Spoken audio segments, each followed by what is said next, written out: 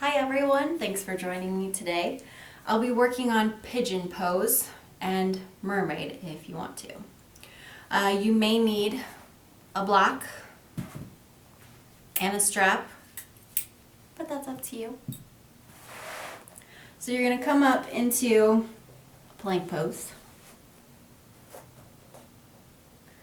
And you'll bring your right foot or your left foot forward. Take your foot over to the opposite hip and sink your knee down to the floor and drop into those hips. Now, again with this pose, you want to stretch out the muscles in your back, get those warmed up, and stretch out the front of your body so that you're nice and prepared to go into this pose. So this is your pigeon. Now here, you can get stretched out. You can bring your hands down to the mat. This gives you a little bit more stretch on the outside of that hip. You can even take those hands out further, come down to your mat.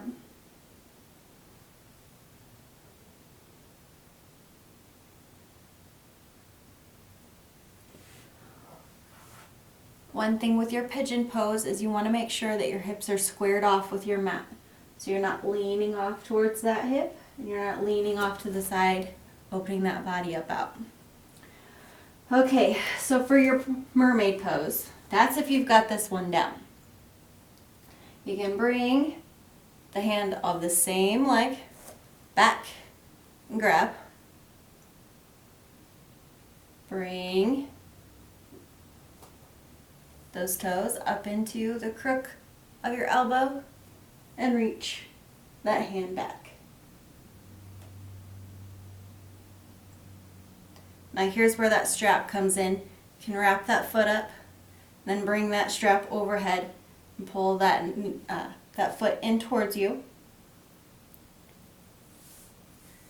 And also with that block, if you're not able to sink into those hips very far, if you've got any sharpshooting pain, any numbness at all in those hips, what you're going to want to do is you're going to want to come up onto that block, place it underneath your hip, and come down on that block.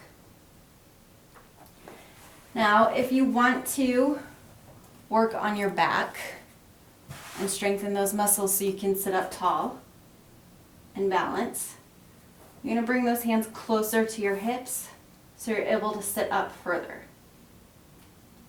You can also bring them to your knee and push out on that. But that's once your hips are ready.